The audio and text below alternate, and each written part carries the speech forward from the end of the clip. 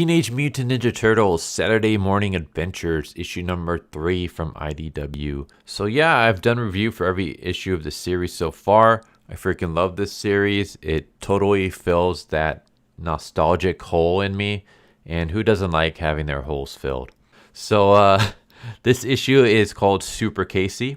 And as you can probably guess by the title and by the cover, it deals with Casey Jones. So yeah, we have some hoodlums who are blowing up a building because the restaurant has been serving, I guess, some gross kimchi. And that's when Casey shows up. And for some reason, Casey seems to have electrical powers. And so the cops arrive and they find the hoodlums tied up and being. And it turns out that there's been these blackouts going on constantly throughout the city.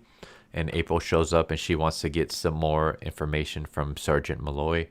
But the sergeant kind of just brushes her off. And so April goes to the turtles so she can vent. And that's when Don comes up with the idea of using the turtle computer. And he basically is like, hey, there seems to be a pattern to these blackouts. So if I type in the previous blackouts into this supercomputer, it should be able to predict where and when the next one will most likely happen. And so April goes to investigate that. And as she goes, she sees Casey floating in the sky, covered in lightning, looking for villains to beat up. And the turtles decide to go try to find April because after a while they realize that maybe it wasn't such a good idea to let her go on her own. And so they're riding around in the turtle van. I never really thought about this as a kid because I just thought, oh, turtle van, that's awesome. Like it looks kind of like them. Like it has a whole turtle theme and stuff. But now thinking about it as an adult, it is kind of weird how the turtles, like they're trying to keep secrecy and they're trying not to let like normal civilians know about their existence. Meanwhile, they ride around the city in this souped up van that says turtles on it and looks like a turtle. And yeah, I mean, obviously the reason why the cartoons did it was for merchandising reasons. But yeah, I mean, I love it. I don't want them to change the turtle van whatsoever. I love the fact that it's a van that looks like a turtle. But eventually they come across Casey, who's hunting this guy down, and his only crime is jaywalking.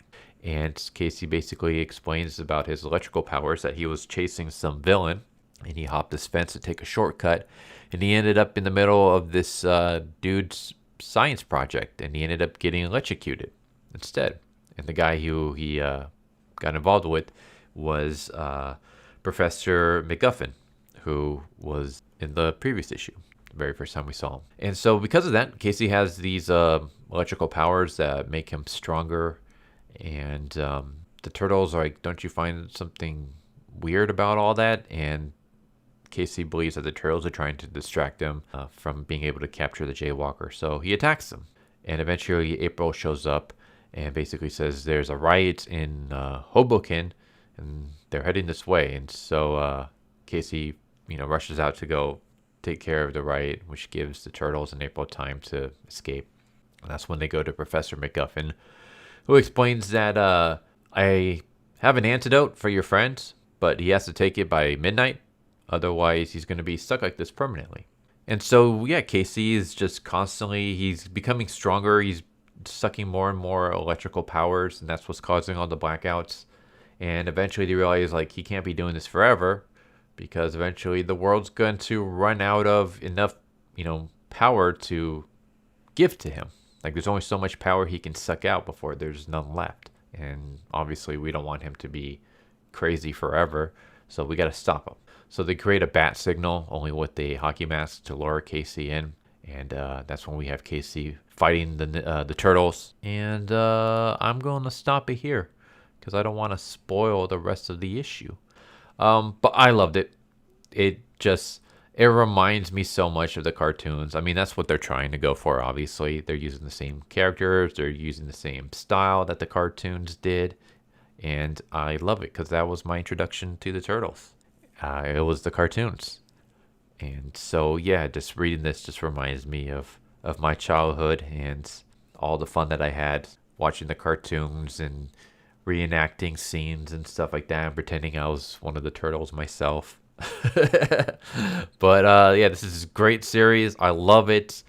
Anyone out there looking for comics for their kids or just something like, family friendly, here you go.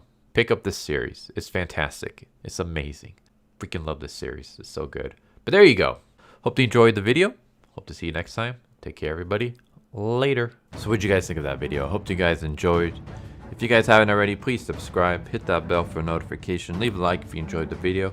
And if you didn't enjoy the video, thank you for watching it this far, and I hope the next video is more to your liking. Feel free to check out the playlist that you guys see, and I hope to see you guys next time. Later.